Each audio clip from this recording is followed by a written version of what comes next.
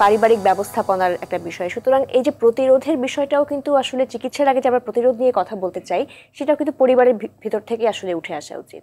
যখনই দেখি কোনো একটি মানুষের, যেটা আমি শিশু, বয়স্ক, যাদের ক্ষেত্রেই বলি না কেন, যখনই আমি দেখব যে কারো আকর্ষণ অনেক বেশি বেড়ে যাচ্ছে কোনো একটা বিষয়ের প্রতি, তখন আমাকে সচেতন হতে হবে।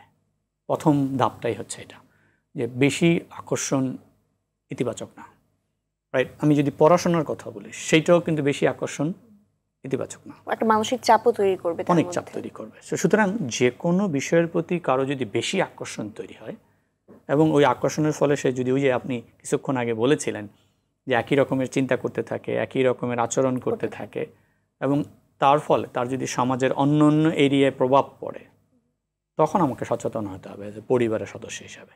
একদমই তাই। এবং ধরেন আমার সন্তানের যদি মোবাইল আকর্ষণের ফলে ওর পড়াশোনার প্রতি ক্ষতি হয়, অথবা বন্ধুদের সাথে সে ঘুরতে যেতে চায় না, আগে ঘুরতে যেত এখন ঘুরতে যেতে চায় না, আগে সময় মতো খেত এখন সময় মতো খাচ্ছে না, আগে সময় মতো ঘুমাতো এখন সময় মতো ঘুমাচ্ছে না, তাহলে সে ব্যাপারে আমাকে কি করতে হবে? সচেতন হতে হবে। তার মানে হচ্ছে সে ওই বিষয়টার প্রতি বেশি আকর্ষিত হয়ে গেছে, এবং এটা তার প্রথম ধাপ হচ্ছে আসক্তির।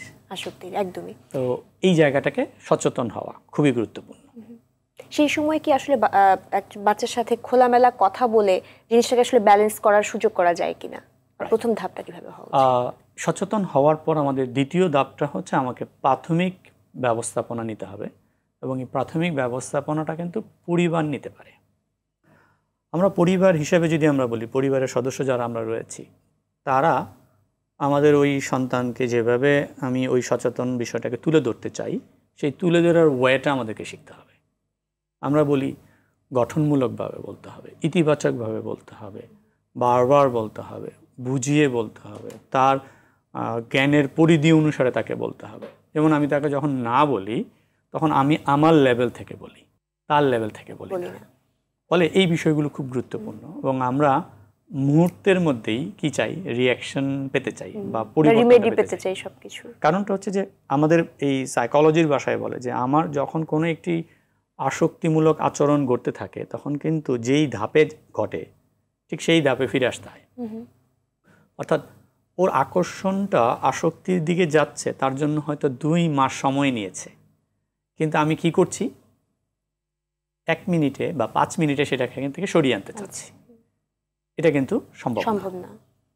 এবং আমাদের ওয়ে অফ টকিং যদি আমরা বলি, কথা বলার ধরন, আমরা কখনই তার ওই শিশুটার লেভেলে গিয়ে বা ওই সন্তানটার লেভেলে গিয়ে ওই সন্তানটা এখন কোন পরিস্থিতিতে রয়েছে সেই সকম বিষয়গুলো বিবেচনা না করে আমরা আমাদের মানে ইম্পালস রিয়াকশন দিয়ে সেখান থেকে তাকে সরিয়ে আনতে চাই, যেটা বরং ইতিবাচকের চেয়ে আরও নেতিবাচক বেশি হয়।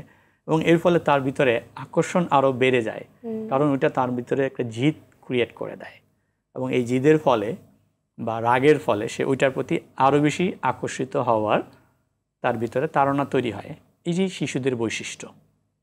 ফলে আপনি যখন দেখবেন একটা শিশুকে, তার আমরা ছোট শিশুর কথা আমি একটু উদাহরণ দিচ্ছি, সে চকলেট খাচ্ছে, আপনি কখনো দেখবেন ওই চকলেটটা তার কাছ থেকে সরিয়ে দেখবেন সে কীরকম জিদ করে, এবং ওটা পাওয়ার জন্য সে আরও বেশি মানে রাগ প্রকাশ করে। তো ফলে একই রকমভাবে আমরা যদি আমাদের সন্তানদের কোনো আচরণকে আমরা পরিবর্তন করতে চাই, যদি মনে হয় যে এটা ব্যাপারে আমাদের সচেতন হচ্ছে এবং আমরা এটা পরিবর্তন করতে চাই, তখন কিন্তু আমাদেরকে ওই সন্তানের মানসিক অবস্থা, তার লেভেল বুঝে ইতিবাচকভাবে তার সামনে এই বিষয়টা তুলে ধরতে হবে। এবং আমরা না কেন বলছি সেটাকে আসলে বুঝিয়ে বলাটা আসলে দরকার, খুবই গুরুত্বপূর্ণ। আমরা আমাদের সন্তানদেরকে আমাদের এক্সপেকটেশনটা বলি না, যে আমি কি চাই তোমার কাছে এবং কেন চাই, এটা চাওয়ার পিছনে ইতিবাচক দিকগুলো কি, নেতিবাচক দিকগুলো কি, সেইটা না বলে আমরা সরাসরি শুধু না, তুমি এটা করতে পারবে না, তোমার এটা করা উচিত না, তুমি এটা করবে না, তুমি এটা করলে আমাদের সম্মান নষ্ট হবে, এই বলে তার কথাটাও শুনি না এবং তার পার্সপেক্টিভটাও বুঝি না। আমি খুবই গুরুত্বপূর্ণ একটি বিষয় বলি আপনাদেরকে, বা আমি এই আপনাদের মাধ্যমে জনগণকে জানাতে চাই, বা যারা আমাদের অডিয়েন্স তাদেরকে জানাতে চাই, যে আপনারা দেরি করবেন না আপনাদের সন্তানদের যখনই দেখেন বা দেখতে পাবেন বা বুঝতে পারবেন তার মধ্যে কোনো ধরনের আসক্তিমূলক আচরণ দেখা দিচ্ছে এবং এটা তার কাজ, তার লেখাপড়াকে প্রভাবিত করছে, তখনই আপনারা বিশেষজ্ঞ পেশাজীবীদের পরামর্শ নিন এবং এটা যত দ্রুত সম্ভব। যত দেরি করবেন আপনি ধরে নেবেন আপনি আপনার সন্তানের জন্য ক্ষতির মাত্রাটা আরও বাড়িয়ে দিচ্ছেন, কারণ এমন একটি পর্যায়ে আসে তখন আর তাকে তার ব্রেন এবং তার ইমোশন তার নিয়ন্ত্রণে থাকে না, ফলে সে এমন অনেক আচরণ করে যেটা তার জন্য ক্ষতিকর, আপনার জন্য ক্ষতিকর, সমাজের জন্য ক্ষতিকর এবং দেশের জন্য ক্ষতিকর হবে।